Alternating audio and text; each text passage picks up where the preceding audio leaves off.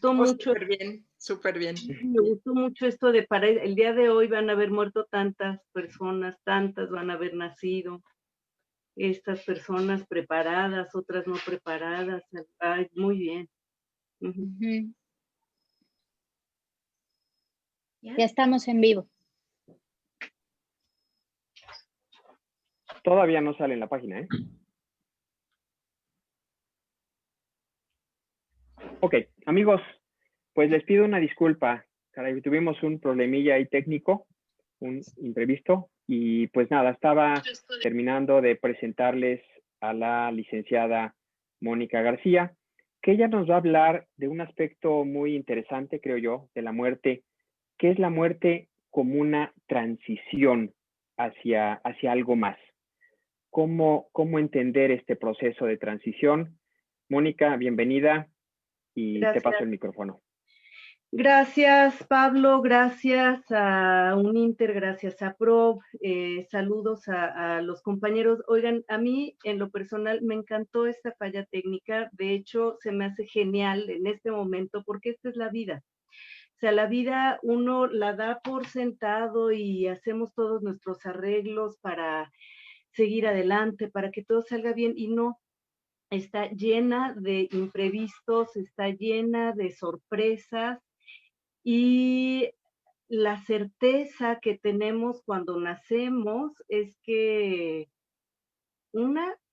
vamos a morir. Esa es la certeza única que tenemos. Y otra es que no sabemos bien a bien cómo va a ser la vida. La vida tenemos un plan, pero va cambiando, y nos vamos enfrentando a muchas cosas que están fuera de nuestro control. Hay preguntas en la vida que son básicas y fundamentales. Preguntas que son básicas y fundamentales, que es, ¿de dónde vengo y a dónde voy?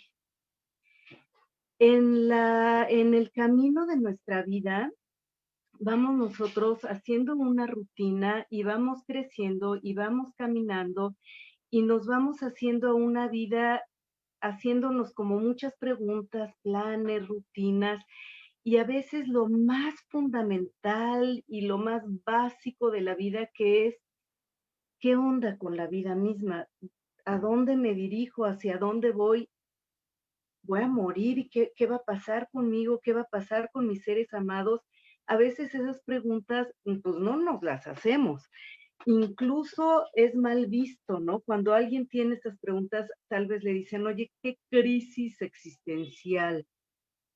¿Qué pasa contigo que te estás preguntando estas cosas? No, y nos vamos distrayendo. Bueno, estas preguntas básicas hay que hacerlas y reflexionarlas, y las grandes tradiciones espirituales, las grandísimas religiones dan respuestas a estas preguntas. Ajá, que son tradiciones y son religiones de miles de años.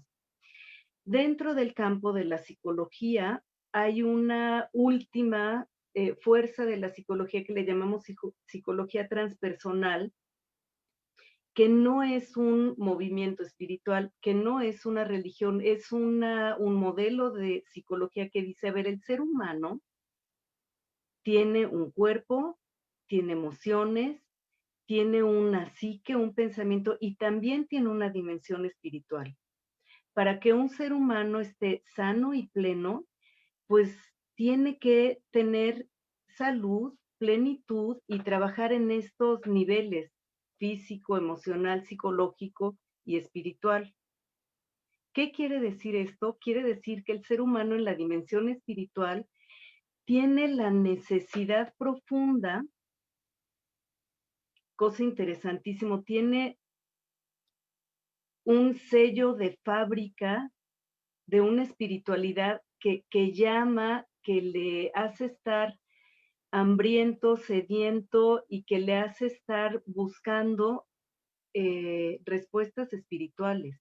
No nada más tiene necesidades materiales, emocionales, sino también tiene una parte dentro de su ser que tiene la capacidad de buscar y de conectarse con una dimensión que va más allá de sí mismo, de los otros, y que le hace estar en contacto con un todo. Esta sería la dimensión espiritual en donde tenemos y afirmamos que tenemos un cuerpo y también un alma, un espíritu, o llámele como cada tradición le quiera llamar, algo más allá de sí mismo, que lo lleva a la conexión. Dentro de la psicología transpersonal, quiero hablar un poco de Elizabeth Kubler-Ross. Es una mujer muy interesante que es de las pioneras de la tanatología. Elizabeth Kubler-Ross, y hablo de ella muy en concreto en este día porque Elizabeth Kubler-Ross era una psiquiatra, científica, médico, una mujer realmente atea, y ella dedica toda su vida y toda su práctica a trabajar con moribundos, a trabajar con familiares de personas que tenían una enfermedad terminal. Trabaja con miles de casos de experiencias de casi muerte y ella lo que hace es recopila experiencias. No trabaja desde una visión propiamente religiosa, sino recopila experiencias. Y Elizabeth Kubler-Ross dice, el relacionarte con la muerte no es una cuestión de fe. Estoy hablando desde Elizabeth Kubler-Ross. Ella dice, relacionarte con una visión espiritual de la muerte es una cuestión de saber, no tanto de creer, sino de saber. Y ella llega a este saber a través de recopilación de miles de casos. Es súper interesante. Si tienen oportunidad de leer a Elizabeth Kubler-Ross, tiene mucha literatura, hay libros fantásticos de ella y les recomiendo mucho. Hay un libro maravilloso que se llama La muerte, un amanecer, y bueno, todos sus libros son geniales. Y Elizabeth Kubler-Ross dice, la muerte es mudarte a una casa más bella. La muerte es una transición, la muerte es simplemente otro estado de evolución del ser humano, y cuando tú has hecho todo lo que tú tienes que hacer en esta vida, tienes que trascender. Este punto obviamente se conecta profunda, sustancial y nuclearmente con la visión católica. El centro y el alma del catolicismo es Jesucristo resucitó. Esa es la buena nueva del catolicismo. ¿De qué habla? De una vida más allá de la muerte. El judaísmo habla de esta vida más allá de la muerte, diciendo y afirmando, el ser humano tiene un cuerpo, tiene un alma, y esta alma va en busca de Dios, su creador, y tiene todo un viaje una vez que muere hacia allá. El budismo, si bien yo no soy budista ni experta en budismo, pero bueno, habla de la conciencia, y la muerte física es física, y hay una parte del ser humano que sigue, vaya, no sé cuáles son los términos, pero esta conciencia sigue. Es decir, estos grandes movimientos, incluida la tanatología desde un lugar no religioso sino de fe, hablan de la muerte como una transición. Una transición. Ahora, retomando el título de esta charla, no quiero festejar el Día de Muertos. Yo diría, no, yo no quiero festejar el Día de Muertos. No quiero festejar el Día de Muertos un día. Yo creo que hay que hacernos esta pregunta seriamente todos los días. O sea, yo creo que hay que hacernos esta pregunta seriamente en la vida. ¿De dónde vengo? ¿A dónde voy? Creo firmemente que al plantearnos la pregunta, qué diferente, ¿no? Es tener una vida en donde yo tengo una, entre comillas, respuesta, una postura en relación a la muerte. Esto puede dar dirección a mi vida. Es tan distinto como vivir una vida sin cuestionarnos, a vivir una vida diciendo, bueno, igual hay algo más allá. Si hay algo más allá, ¿a qué me quiero dedicar? ¿Cómo quiero que sean mis relaciones con mis seres queridos? ¿Cómo quiero yo que sea este día? ¿Qué quiero hacer yo de mi vida? Y, importantísimo, ¿qué va a pasar con mis grandes amores de vida? ¿No? ¿Vale la pena que yo ame a la gente y que yo necesite a la gente si voy a morir y el otro va a morir? Vaya, una respuesta cualquiera que sea la respuesta que nosotros encontremos nos dará dirección. Entonces, no, yo no quiero festejar un Día de Muertos. Me lo quiero preguntar básicamente cada día de mi vida. Ok, gracias. Gracias, Mónica. Pues ahora sí que tú te lo preguntas cada día de tu vida y nos dejas con la pregunta de cómo queremos responder cómo visualizamos cada uno en el contexto en el que tenemos esa transición, ¿verdad? Y cómo la respuesta que nos damos impacta nuestra vida, impacta nuestras relaciones con gente querida, con los demás. Y pues gracias, Mónica, me quedo ahí pensando en esta pregunta.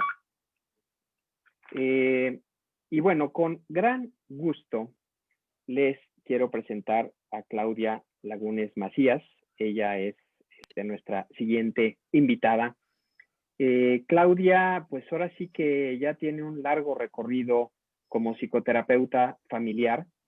Ella se ha dedicado a un área de trabajo muy específica que tiene que ver con rehabilitación emocional, que es un tema fundamental, como qué habilidades tenemos o no tenemos para relacionarnos emocionalmente con la vida y con los demás. Y hace algo muy específico que se llama reestructurar los vínculos de vida. O sea, como transformar los vínculos que están siendo problemáticos, quiero pensar, para lograr vínculos más satisfactorios. Y esto lo hace a través de una técnica muy específica que se llama la técnica del abrazo prolongado. Es una técnica en inglés, es prolonged parent-child embrace, ¿no? Y bueno, pues Claudia tiene mucha experiencia también en constelaciones familiares, terapia sistémica, que trabaja con el conjunto de quienes están involucrados en una relación. Y pues bienvenida, Claudia. Muchas gracias, ¿eh? Adelante. Muchas gracias a todos por la invitación. Estoy muy honrada de ser parte de este panel, enriqueciéndome también y siempre dispuesta al intercambio de ideas y desde ahí el intercambio de afecto y construyendo vínculos, porque sé que estos vínculos se prolongan y crecen.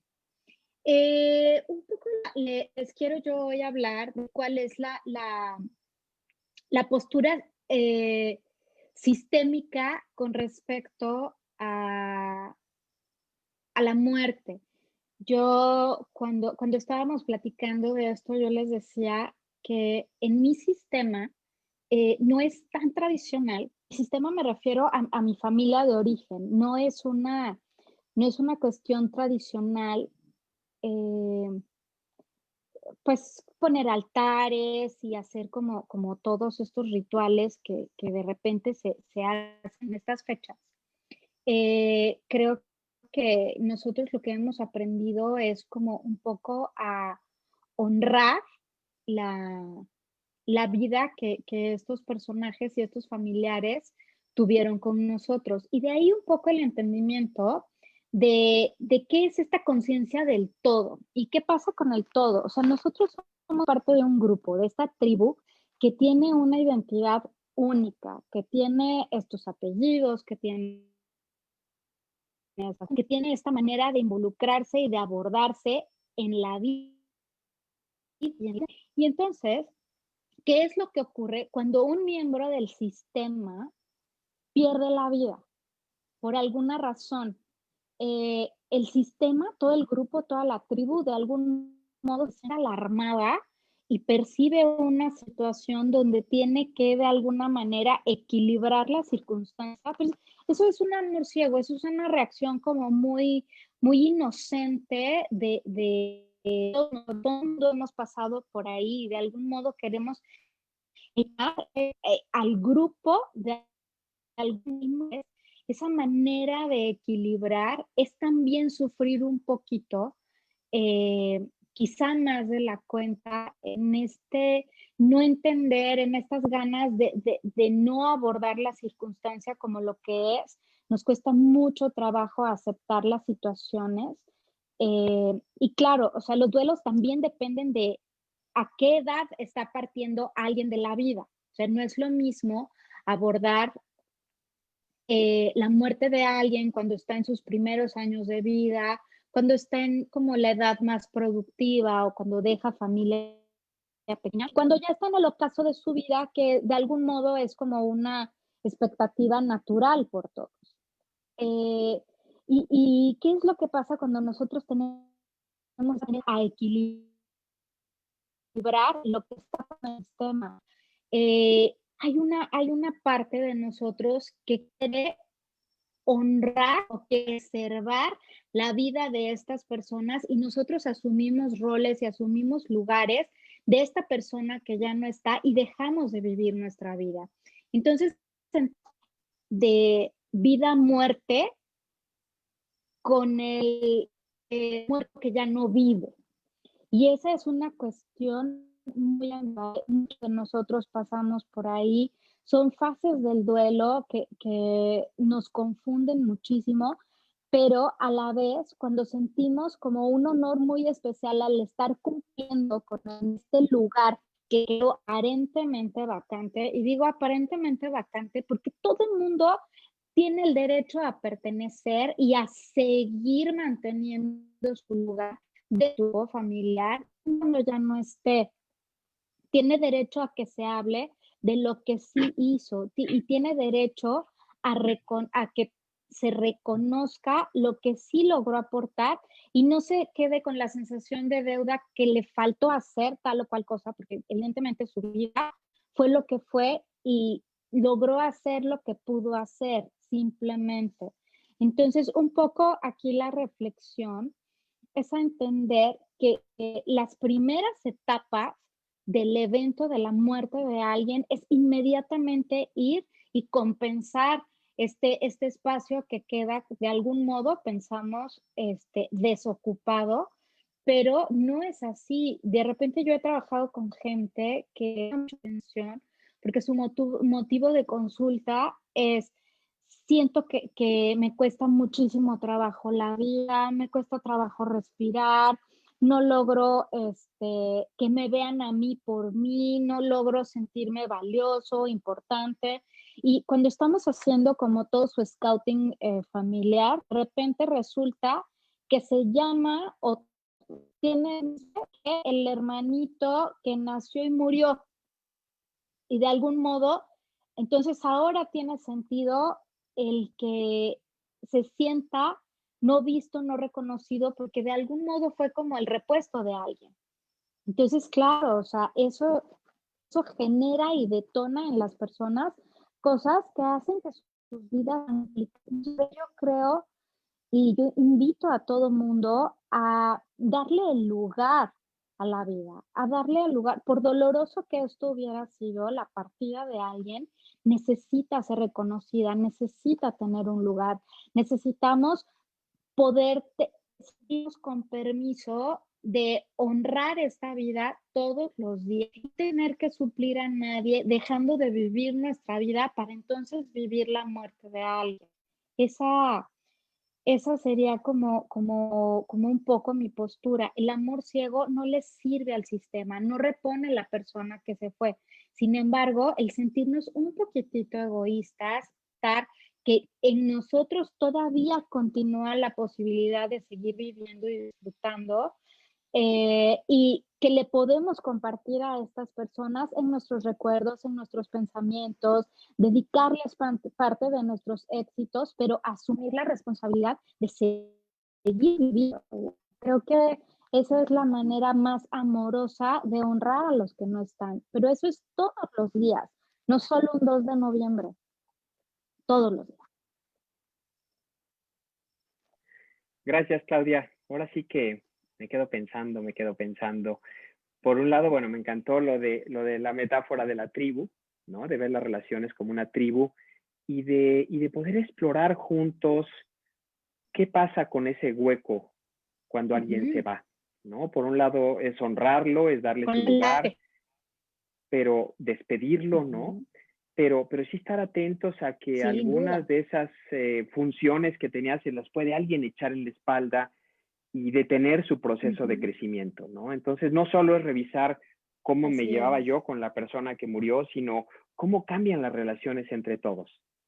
Entonces, pues, mucho que observar, Claudia, y bueno, seguimos en esta línea de que no es algo solo para el 2 de noviembre y poner el altarcito y el tequila y el pan de nata, sino tener presente todo ese proceso a lo largo de la vida, soltando, retomando mi propia vida, pero también honrando.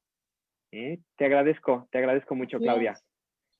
Y bueno, amigos, pues aquí estamos tocando un tema pues que en muchos sentidos, la verdad, ha sido tabú, si están de acuerdo, no para todos, pero sí muchas veces no se habla con la libertad que querríamos. Y quiero invitarlos a que si alguno de ustedes quiere compartir alguna pregunta, compartir alguna opinión, alguna inquietud, nos las pueden ir escribiendo aquí en Facebook.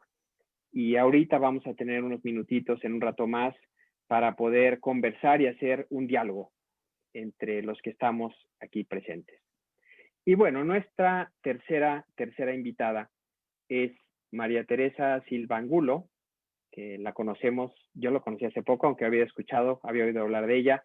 Tere hace un trabajo muy, muy interesante que tiene que ver con este proceso del sentido que le damos a nuestra vida. Hay un nombre que se llama logoterapia, que lo creó esta escuela un psicólogo vienés, creo, Tere, ¿verdad? Que estuvo en un campo de concentración terriblemente humillado, lastimado, y que dijo, necesito conservar el sentido de mi vida. Si yo no tengo un sentido de vida, me voy a dejar morir. Y no quiero adelantarme, Tere, pero bueno, Tere nos va a ayudar a reflexionar sobre la importancia del sentido y nos va a dar algunas claves para encontrar ese sentido o para profundizar en qué es el sentido de la vida y desde ahí poder ver lo que ocurre con la muerte. Tere coordina el diplomado en análisis existencial y logoterapia en Cuernavaca y bueno, su trabajo profesional lo hace como docente y como psicoterapeuta. Bienvenida, Tere. Gracias.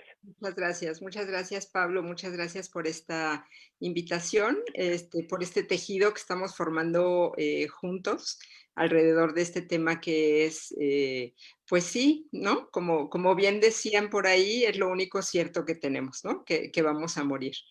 Y hablando un poco desde este lugar del sentido, ¿no? El sentido, podríamos hablar ahorita del sentido de la muerte. ¿no? No solo del sentido de la vida, sino del sentido de la muerte.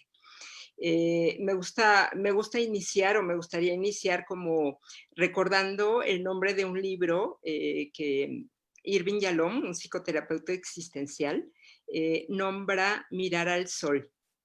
Y hace esta analogía desde el lugar en donde quizá cuando pues, el sol, este gran astro que nos llena de luz, nos llena de energía, nos llena de vida, quizás solo podemos voltear a mirarlo directamente, ¿no? Unos cuantos segundos, porque si no nos enceguecemos, ¿cierto? Y entonces así esta analogía la hace al mirar a la muerte y dice, la muerte quizá como este componente existencial, ¿no? O sea, somos diría Heidegger, arrojados a la vida y pues cuando somos arrojados a la vida también ya tenemos nuestro boleto ¿no? Nuestro boleto de vuelta. Y si miramos a esa posibilidad de morir y solo estamos mirando esa posibilidad de morir, quizás es que ya morimos, ¿cierto? Porque la invitación sería a que solo podemos mirar un segundo, ¿no? Solo podemos mirar una fracción de segundo directamente al sol y así, de esta manera, como una invitación a vivir, ¿no? Como una invitación que nos lleva a la otra polaridad, a decir, hoy que está la vida, de alguna forma, ¿cómo quiero vivirla? Y de aquí enlazo un poco con esta parte que bien dices, Pablo, es el análisis existencial y logoterapia desarrollados por Viktor Frankl. Frankl decía, ¿no? Al referirse a la muerte, hacía la pregunta, ¿qué pasaría si si supiéramos que, más bien, que no íbamos a morir nunca, ¿no? ¿Qué pasaría de pronto si fuéramos inmortales, ¿no? Y él mismo empieza a responder, quizá lo que pasaría es que empezaríamos a postergar, ¿no? A dejar pasar los momentos llenos de vida, porque sabemos que a lo mejor los vamos a tener más adelante, que van a estar ahí siempre. Y entonces mirar al sol a lo mejor es un recordatorio de que somos mortales, ¿no? Y que hoy tenemos la vida. Y entonces, ¿cómo desde ahí poder construir una vida plena, una vida significativa, una vida auténtica, ¿no? A pesar de que sabemos que vamos a morir, a pesar de que también nuestros seres cercanos van a morir. Y entonces él nos invita desde este lugar él le llama, ¿no? Nombra una tríada trágica en donde están el sufrimiento, la culpa y la muerte como elementos existenciales que sí o sí como seres humanos nos toca vivir. Y frente a los cuales, dice Frankl, pues nos toca tomar, ¿no? Como esta última de las libertades, la posibilidad de elegir la actitud con la que lo vamos a vivir. Es decir, con la que vamos a vivir, ¿no? Enfrentarnos a nuestra propia muerte, si es que nos diagnostican una enfermedad, estamos cerca de, y que ahí dice Frankl, hasta el último momento de tu vida puedes encontrar sentido, ¿no? Y de ahí teje como muchos testimonios de personas que hasta ese último momento, ¿no? Hace poco falleció el papá de unos amigos y su sentido, ¿no? Este último sentido fue como poder en una familia que había, ¿no? Que había muchos conflictos entre los hermanos, o sea, logró desde este momento tan delicado, tan vulnerable, tan sentido, logró como restablecer vínculos, ¿no? Entonces, hasta ese momento, ¿no? Ese último momento, ¿no? Pocos días falleció, pero a mí me deja como este testimonio de que, pues, sí lo podemos encontrar, ¿no? Quienes hemos vivido también la pérdida de seres cercanos, ¿no? De familiares queridos, adorados, ¿no? Evidentemente hablábamos es necesario vivir el duelo, ¿no? ¿Cómo no dolerme si hubo tanto amor, cierto?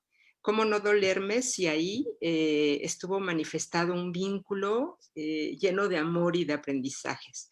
Entonces, evidentemente toca vivir el duelo, ¿no? Toca pasar por todas estas etapas para poder acomodar esta realidad, ¿no? Esta nueva realidad de estar sin la persona amada en mi propia existencia, ¿sí? Pero la logoterapia nos invita a ir más allá.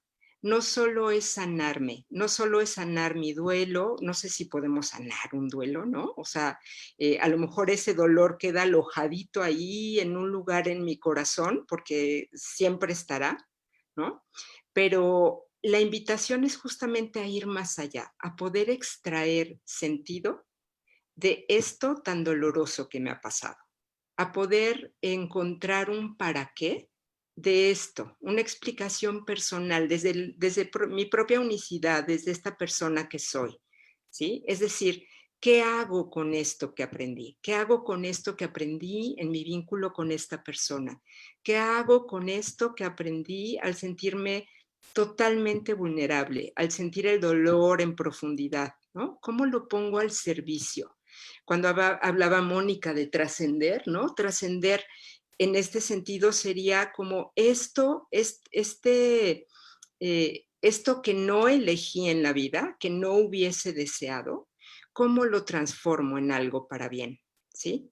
Entonces ahí está como todo el potencial que si podemos mirar la muerte, ¿no? Como lo decía Frankl así, como acicate para una vida responsable.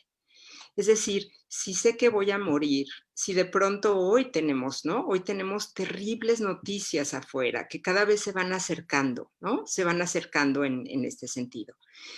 Si podemos cobrar un poco de, yo diría, de esperanza, ¿no? Que en su momento, porque no es de apretar un botón y decir, ya encontré el sentido, ¿no? Pero es transitar todo el proceso, ¿no? Para poder acomodar esto en mi historia y después, ¿no? Abrirme a este posible para qué, a este posible para qué personal. ¿Cómo honro la vida de este ser querido, ¿no? ¿Cómo honro la persona que yo fui también al acompañarle, ¿no? En su vida, en su muerte, ¿sí? Y desde ahí, sin duda, vienen como como esta posibilidad de ejercer los valores. Y entonces, si de pronto, ¿no? Se asoma por ahí, ¿no? Este sol y lo veo directamente, quizá me lleva justamente a poder ver en mi vida qué tan plena estoy viviendo, ¿no? ¿Qué tan pleno estoy viviendo? ¿Qué tanto estoy respondiendo a los llamados de la vida? ¿Cómo están siendo mis respuestas a estas preguntas que la vida me está haciendo? Uno de cara a la muerte, otro de cara a todo lo demás, ¿no? Que me va pasando en la vida. Para responder desde ahí, ¿no? Con una clave maravillosa que son mis propios valores, ¿no? ¿Qué valioso es lo que puedo contribuir, ¿no? ¿Qué puedo poner en la vida? ¿No? ¿Qué puedo experienciar? ¿No? ¿Cómo puedo, sabiendo que a lo mejor podemos morir, cómo puedo celebrar el amor, ¿no? Con mi pareja, con mis hijos, con mis amigos, ¿no? Entonces, desde ahí es esta invitación a vivir de una forma responsable, respondiendo, ¿no? Desde lo mejor que puedo y desde mis propios valores.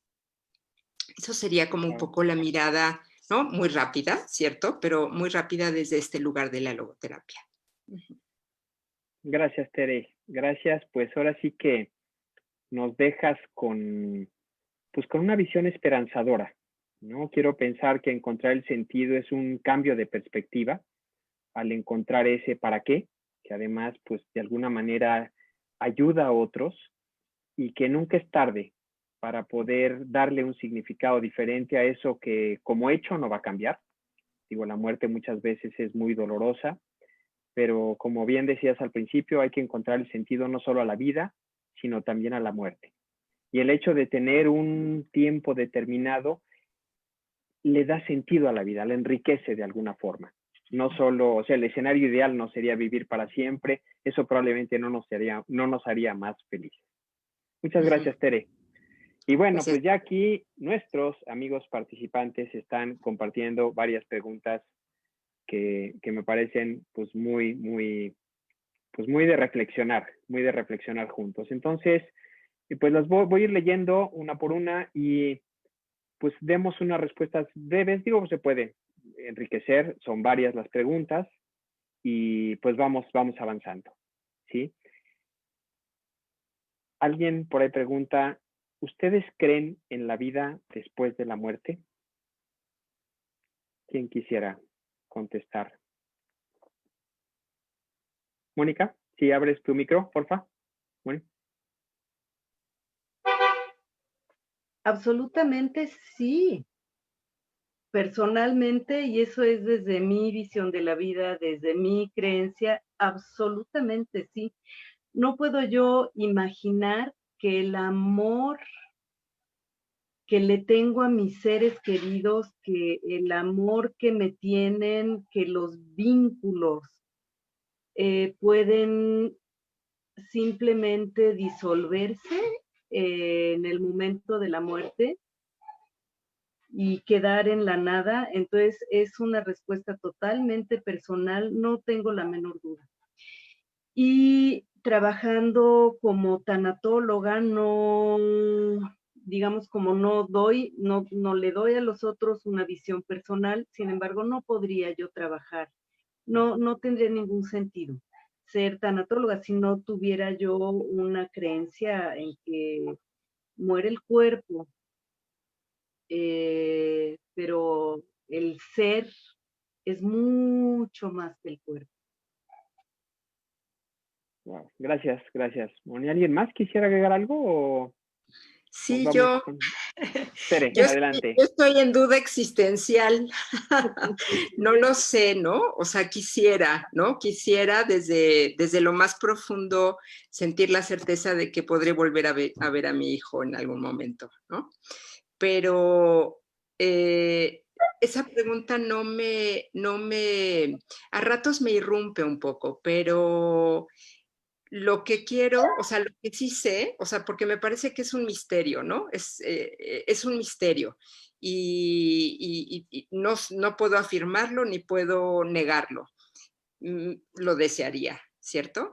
Pero un poco como otra vez con la pregunta, ¿qué pasaría si somos inmortales? A lo mejor me esperaría a honrar la vida de mi hijo, ¿no? Hasta que me toque volver a verlo. Entonces, desde ahí es como una promesa a mí misma, ¿no? Es decir, va por ti, por mí, ¿no?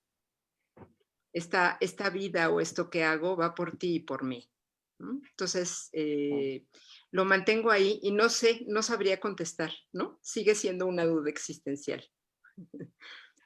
Gracias, gracias, Tere. Pues me llega esto que nos compartes y bueno, creo que la pluralidad de respuestas es como la vida.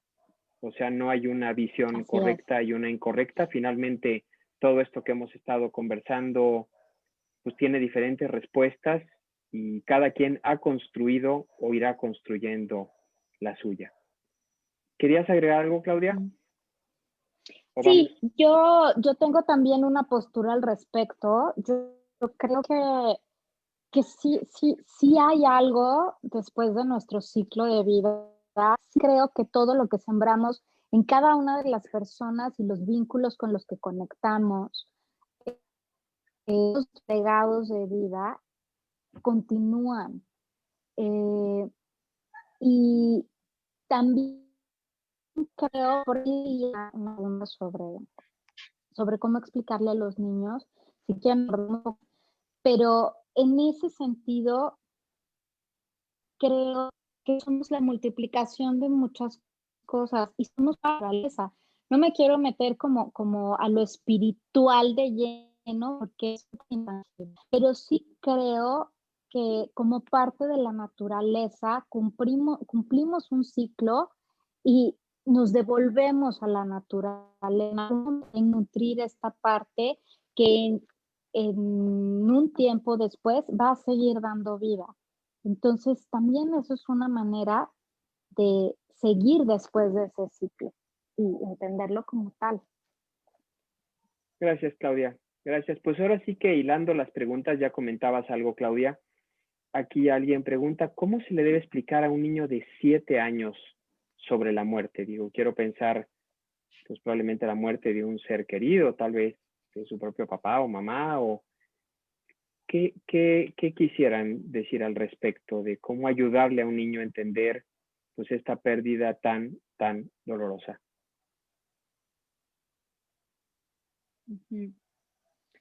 ¿Yo? ¿Quién quisiera? ¿Quién quiera? Abierto. Adelante, Claudia. Ok, continúo. Mira, ¿qué es lo que pasa con los niños? Hay que entender, o sea, yo creo que de repente subestimamos la lógica y la inteligencia que tienen los pequeños y nosotros tenemos que acordarnos que a esa edad ellos tienen ya cerca del 70% de la información que van a tener. Entonces, ya son capaces de tener mucha información para ese momento, los 7, 5, 6, 7 años, tienen mucha información y ellos comprenden muy bien el ciclo de la vida. Como decía hace rato, o sea, nosotros no estamos muy alejados de las plantas y de los animales, o sea, somos parte de este reino de la naturaleza, quizá para más valiosa del reino de la naturaleza, pero tenemos que los ciclos son estos, o sea, tener esta sensibilidad, aprovecharla, disfrutarla, para explicarle la muerte a un niño, hay que explicarle la vida, de qué se trata la vida. Y la vida se Ok. trata de tomar todas las oportunidades, de nutrirte, de hacer parte de este entorno, de tener esta identidad, de poderte conectar con amor, de conectar con todas las bendiciones que hay alrededor de ti. Y bendiciones me refiero a todo lo bueno que puede pasarte y todo lo bueno que los océanos a ti te procuran. Entonces, si tú tienes todas estas partes de ti satisfechas, entender que el ciclo de vida de alguien, que su estancia en este se va acabando, se va cerrando, es mucho más orgánico para ellos porque así lo van a vivir. Como si sale el sol y se mete y sale la luna y viene la noche y termina y sale el sol.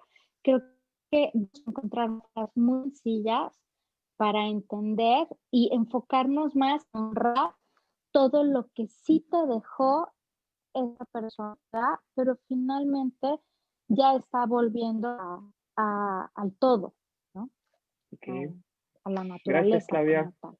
Quiero agregar Gracias. algo, ay, No, adelante, adelante, Mónica.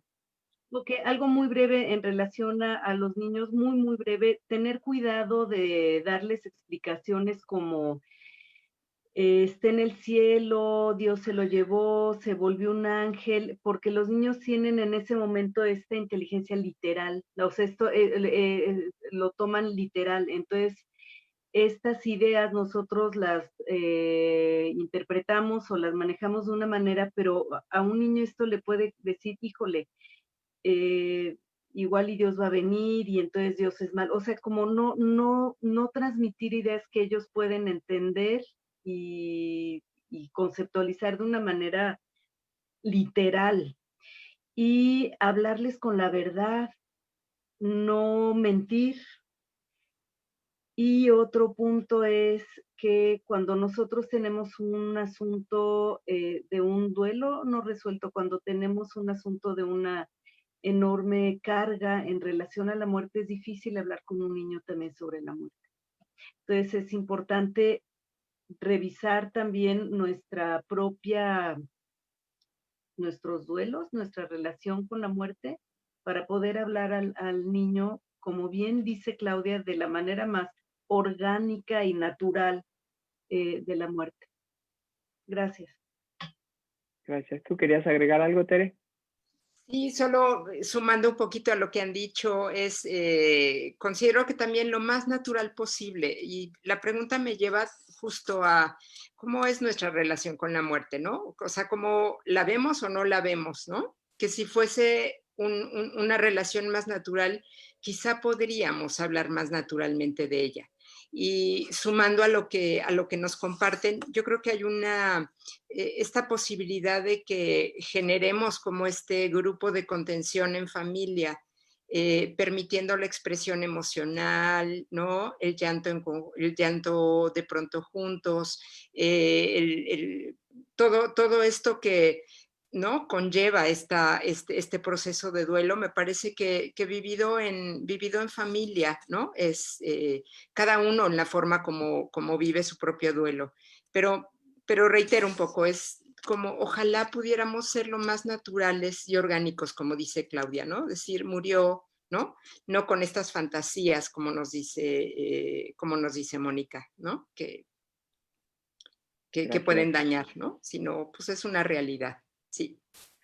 Gracias, Tere. Y bueno, pues de alguna manera un elemento común que vi en la presentación de cada una de las tres es la importancia de que la muerte no sea un tema del que nunca se habla, que nunca se tiene presente, ¿no? Que es algo que hay que tener más presente en la vida.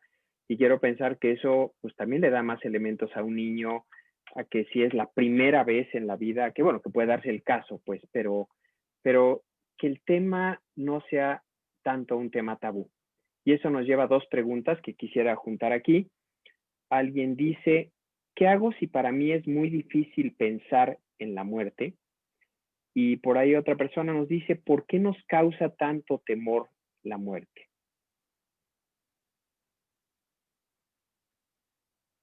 ¿Qué hago si para mí es muy difícil pensar en la muerte y por qué nos causa tanto temor? ¿Quién quisiera compartir esa Bueno, dificultad para abordar? mi respuesta de bote pronto es, ¿no? Con otra pregunta, ¿cómo está viviendo? ¿No? O sea, ¿con qué intensidad, con cuánto sentido está viviendo su vida? ¿No? Es decir, como son polos opuestos, ¿no? A lo mejor una nos lleva a la otra, ¿no?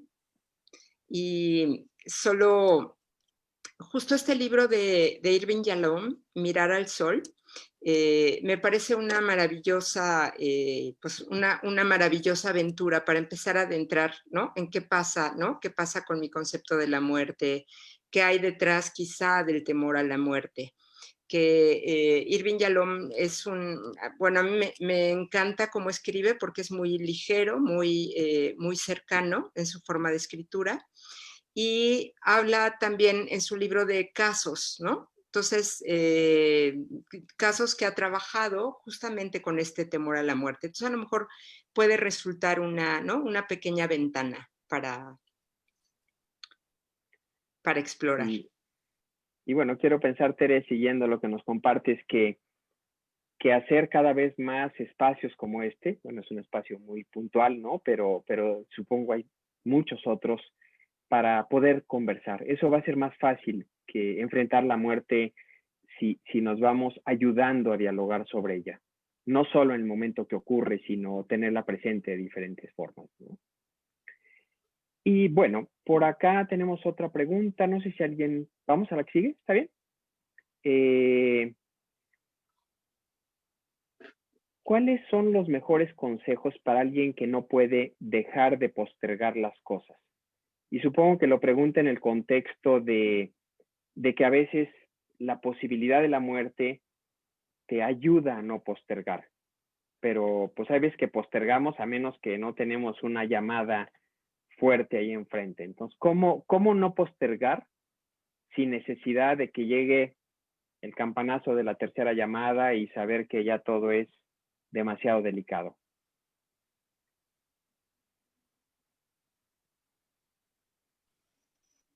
A ver, ¿cómo no postergar? Finalmente, de algún modo, la fantasía del postergar es detener el tiempo.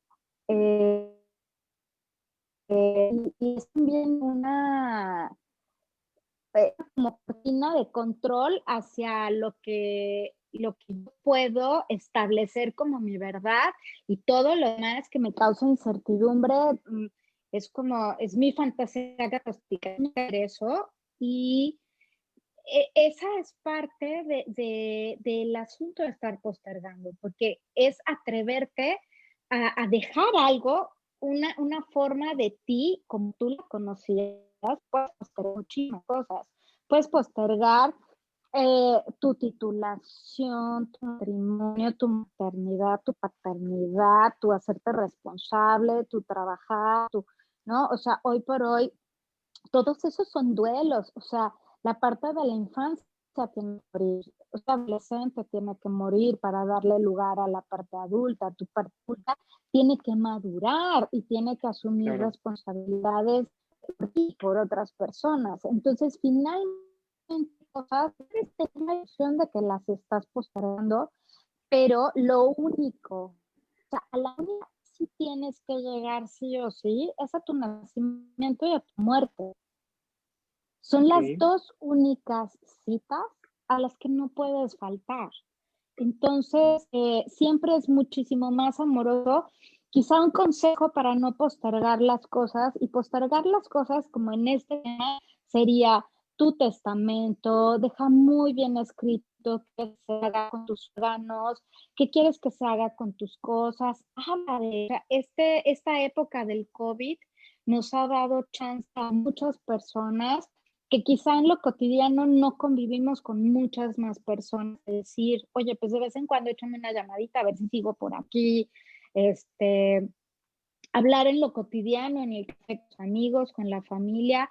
A mí me gustaría un funeral de este tipo. Yo quiero, no sé, que me siembren en un árbol, yo quiero que a mí sí me entierren, yo quiero que mi ropa se done, yo quiero que tú te quedes con esto. O sea, hay que hablar de las cosas. Finalmente, no porque lo hables, estás dando un gatillo o estás haciendo que en más allá estén moviendo calendarios para decir, ah, Claudia ya está hablando de esto, pues ya hay que enfilarla porque ya el tema anda por ahí. No, o sea, finalmente eh, el hablarlo es concientizarlo y cada vez que lo hablas, te haces un poco más consciente de que es parte de hacia el camino donde vas. O sea, hablar de estos seguros funerarios, yo creo que ese es el regalo más amoroso que alguien le puede dejar a su familia, a su esposa, a su esposo, el tener eso ya cubierto, porque en esos momentos de verdad estamos tan abrumados y tan eh, no sé, abandonados y abatidos en ese momento a lo que tenemos que hacer, que si alguien en algún momento nos resuelve esta parte, de verdad, sería un gran regalo, el no postergar Ok. esas cosas, Quiero, como tus quisiera, si puedo legados. agregar un poco al tema de postergar. Ujú. Sí. Eh, un tip, no, no te esperes a saber por qué postergas, hazlo, Ujú.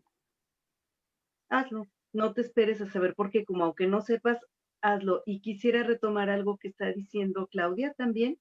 Hay una pregunta por ahí que ya es de las finales, pero la acabo de leer, ¿cómo decirle a una persona que está a punto de morir si lo cremamos o si quiere ser cremada o enterrada?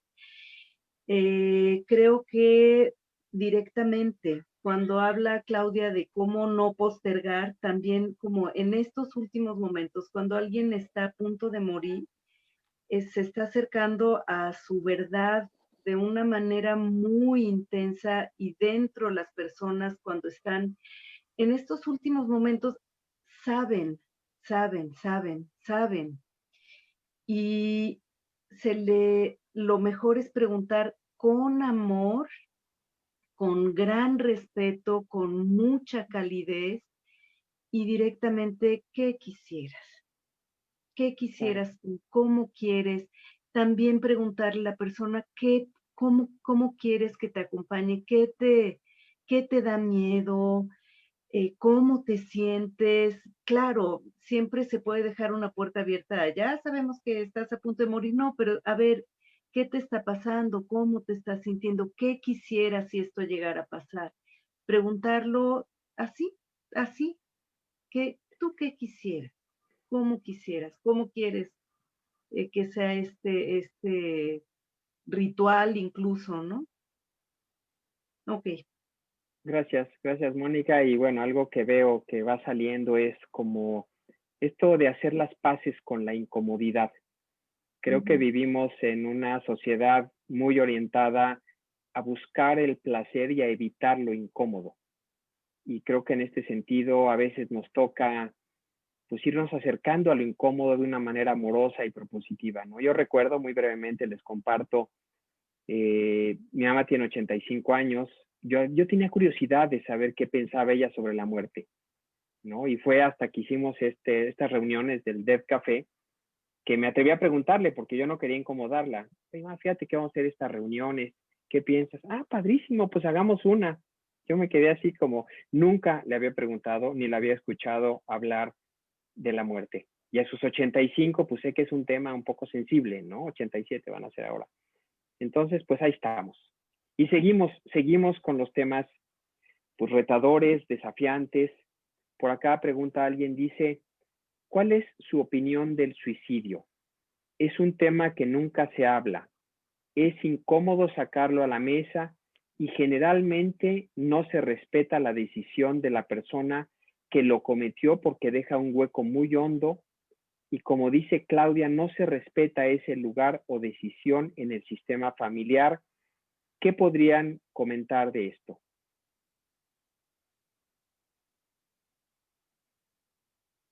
Bueno, brevemente, una persona que se suicida está buscando eh, no está buscando terminar con ella, está buscando terminar un dolor enorme. Una persona que comete suicidio busca una salida, o sea, busca una forma de mejorar de alguna manera una situación en la que está. Ahora, hay diferentes tipos de suicidio, no todos los suicidios son un plan. Hay suicidios que vienen por un asunto fisiológico, que vienen por una reacción de algunas sustancias, que a veces puede ser causa de un medicamento, puede ser causa de un alimento, puede ser una descompensación química. Entonces ahí hay que tener como un poco de apertura sobre el motivo. No siempre es una decisión pensada, planeada, calculada. Y vaya, hablar también del suicidio, pues es muy importante, ¿no? Pero no estigmatizar y decir alguien se suicidó porque quería morir, pues no es como tan sencillo y tan absoluto. Ajá, eso sería de mi parte. Bueno, pues estamos un poquitín con el tiempo encima. Quisiera compartir 2 preguntas más. Probablemente no nos dé tiempo de responderlas todas. Una hablaba de cuál es la mejor manera de despedirte de alguien que acaba de morir y no pudiste despedirte. Y hay otra que no es exactamente, pero que preguntaban que si es normal que un duelo dure más de 3 años. Entonces, ¿cómo despedirte de alguien que no tuviste oportunidad de despedirte? Y ¿qué pensar, qué esperar del duelo en términos del tiempo? 3 años es mucho, es poco. ¿Qué nos podrían decir al respecto? A ver, voy un poco con la segunda pregunta. Bueno, venga, Tere, pero en Tere y ahorita. Ajá. Tere. Cuando hablamos del duelo, evidentemente, ¿no? Los tanatólogos, Elizabeth Kubler-Ross, o sea, nos han regalado un modelo maravilloso para poder estudiar, ¿no? Para poder comprender de alguna forma qué sucede cuando alguien muere y entra en duelo. Y también yo diría que a lo mejor han establecido, ¿no? ciertos tiempos. Pero esto también depende muchísimo del vínculo que tenías con la persona que falleció, ¿no? Es decir, no podemos, o sea, esta parte nos ayuda como a tener una referencia muy clara y a saber de pronto, bueno, si ya pasaron 10 años, es que a lo mejor, no pudo procesar este duelo y no está pudiendo vivir como más libremente, ¿no? Esta vida, ¿no? O incorporando esta experiencia de la muerte del ser querido en su propia vida. Pero creo que aquí toca también ser como muy respetuosos con la individualidad del duelo, ¿no? Es decir, desde este ser único y repetible que somos, cómo vamos haciendo frente o cómo vamos pudiendo hacer frente a este tiempo de dolor. 3 años depende, ¿no? O sea, 3 años depende cómo lo está viviendo. Porque muchas veces, ¿no? Acaba de pasar el Día de Muertos y a lo mejor quienes tenemos pérdidas muy fuertes volvemos a sentir como si fuese el primer día, ¿cierto? Y eso pues es parte de esta incorporación en la vida, ¿no? De este dolor que queda ahí acogido en mi corazón y que de pronto se inflama, ¿no? Y de pronto se hace pequeñito y me permite vivir con plenitud. Pero sí, generalizar es difícil, ¿no? Poder decir 3 años está mal, ¿no? Habría que ver justamente en situación. Gracias, Tere. Claudia, brevemente, ¿quisieras compartir algo sobre esto? Sí, perder a alguien es una lesión permanente.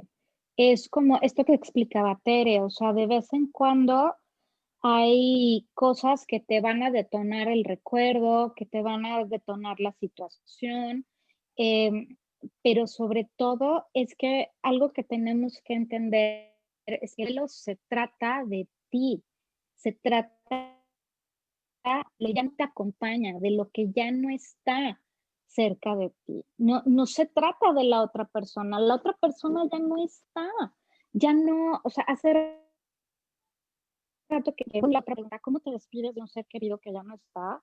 Pues te vas a despedir sola o solo. O sea, si ya no tuviste la oportunidad de hacer este cierre, la puedes ir contigo y sin ti. Queda en ti tras el cómo dirigir, el cómo tener un objetivo constructivo, estos sentimientos que te quedan, como su ausencia, como el abandono, como el sentirte desprotegido, no amado, todas estas cosas, es que las tienes que primero nombrar, ubicar, y una vez que tú las ubiques, entonces puedes empezar a hacer un plan con estos sentimientos y con estas Ok. emociones para dirigirlo a algo constructivo. Pero el dolor es una lesión que queda ahí permanente. Aprendemos a Gracias, vivir con Claudia. ella. Gracias, gracias. Vamos con una última pregunta que se ha repetido. ¿Qué opinan sobre si donar los órganos del ser querido podría darle algún sentido y reducir el dolor? Alguna de las tres que nos dé alguna idea sobre esta y vamos a ir a las conclusiones. Mira, yo Quiero retomaría, entender Claro, que es... tiene un sentido Adelante, absoluto. Mónica, adelante. retomaría también lo que dijo Tere. La experiencia es tan personal, tan personal, que creo que depende de cómo lo viva el ser amado. Creo que es importante también, si hubo una voluntad de la persona antes de morir, respetar su voluntad. Si la persona tenía esta voluntad, vaya, desde el respeto, puede ser una manera de canalizar y de aminorar el dolor. Si la persona no tenía este deseo, hay un tema que es delicado, es cómo lo viven todos los seres queridos, quién toma la decisión, esta decisión, qué impacto va a tener en los demás miembros de la familia. Ajá, yo creo que son decisiones delicadas que lo mejor es, digamos, como aquello que va, como no hacer decisiones unilaterales, sino aquello que va a ayudar en el proceso del grupo, de la familia, y también respetar mucho lo que el deseo de la persona que falleció. Por ahí me iría yo. Gracias, gracias. Pues, Tere, ¿querías comentar algo sobre esto? Sí, un poco como en este sentido pudiese ser, ¿no? Visto desde un acto autotrascendente, ¿no? Es decir, ¿no? Esto que puede, este órgano que puede ayudar a otra vida, ¿no? Visto desde este lugar autotrascendente, desde este lugar en donde tiene sentido porque voy hacia el otro, voy hacia los valores que se viven afuera, ¿no? Quizá si es como visto como un poco para aliviar mi dolor, ¿no? Y es que el dolor ahí va a estar, ¿no? Done o no done los órganos, el dolor lo tengo que trabajar para poder desde ahí extraer sentido. Pero sí puede ser un acto autotrascendente que sin duda puede estar lleno de sentido. Gracias, Tere. Pues caray, nos quedamos con certezas y con preguntas. Es un tema enorme. Pido una disculpa a algunas personas que hicieron preguntas y que ya no vamos a tener oportunidad de contestar. No sé si quieren dejarnos sus datos ahí en el chat. Podemos tal vez intentar dar respuesta, aunque sea personalizada. Nos la repartimos. Y pues quisiera que vayamos a algunas conclusiones, alguna conclusión breve, alguna invitación a las personas que están presentes. Mónica, ¿quisieras compartirnos alguna última idea que quisieras, pues que la gente que está presente ahorita se lleve? Ok, sería una invitación a, si estás en duelo, si ha muerto un ser querido, si tú estás en un proceso de enfermedad, si estás con un asunto que tiene que ver con pérdida y con muerte, pide ayuda. Es distinto hacerlo solo a hacerlo con alguien. Hay personas que estamos y hay organizaciones e instituciones para ayudar y no hay que quedarnos solos en esto. Y esa sería la invitación. Y la otra reflexión sería, hay que cuestionarnos, hay que preguntarnos de dónde vengo, a dónde voy y cómo puedo tener una vida con dirección, con sentido. Y vaya, hay preguntas importantes que no hay que dejar de largo y no hay que quedarnos dormidos en la vida. Gracias, Mónica. Gracias. Claudia, algo que nos quieras compartir para llevarnos. Pues yo los invitaría a todos a platicar de estos claroscuros de la muerte. Toda esta gran virtud que es hablar de toda la trascendencia positiva y constructiva y nutritiva que tenemos al paso de nuestra vida. O sea, creo que hablarlo en lo cotidiano, no desde la soberbia, sino desde preguntar en un café a tus amigos, a tus amigas, a tu mamá, a tus hermanos, ¿qué soy yo para ti? ¿Qué he aportado a tu vida? No porque tengas que estar en un punto de quiebre en tu vida, necesitas saber que eres para el otro. Creo que siempre simbolizarte frente al otro te da un sentido, hablar de qué te gustaría, en este caso de los órganos. Sí, y por qué, para qué, dónde te gustaría estar y por qué. O sea, hay gente que no se atreve a hablar de eso, sin embargo, insisto, el amor está ahí. Y también entender que cuando alguien se va, si bien nos tenemos que hacer más fuertes los eslabones, no quiere decir que tengas que dejar ese eslabón de fuera. Está ahí, simplemente no va a continuar en la misma manera en la que venía estando presente. Simplemente. Gracias, Claudia. Gracias, Tere. Si abres tu micro, porfa. Sí. Muy brevemente, me gustaría cerrar con algo que escribió Víctor Frankl, que me hace mucho sentido hoy.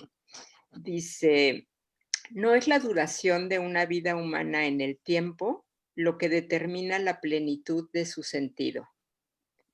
No juzgamos el valor de una biografía por su extensión, por el número de páginas de un libro, sino por la riqueza de su contenido. Entonces, desde aquí es como una invitación justo sumando lo que decía Mónica y Claudia, a buscar una vida, ¿no? Que este llamado o esta posibilidad de morir, ¿no? O certeza de que vamos a morir, sea un llamado para vivir bien, para que nuestra biografía como quede escrita, como decía Claudia ahorita, ¿no? Pueda quedar registrada, ¿no? Que pueda quedar de alguna forma algo con lo que yo impacto con mi propia vida, en la vida del otro. Y entonces desde ahí, pues sí, ¿no? No es la extensión, sino la forma como la vivimos, ¿no? La forma como la vivimos en el día a día. Pues caray, ahora sí que en mi papel de anfitrión que me tocó, yo les agradezco muchísimo. Me quedo con muchas preguntas, con muchas reflexiones.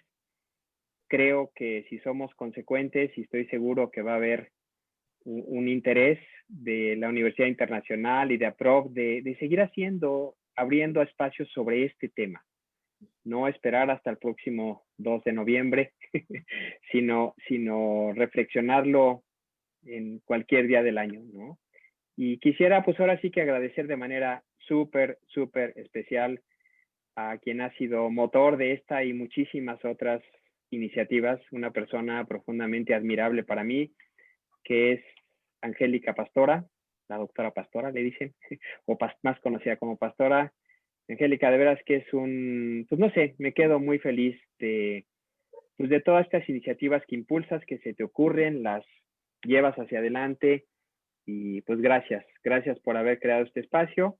Gracias a ustedes y gracias pues a todos los que estuvieron aquí presentes acompañándonos.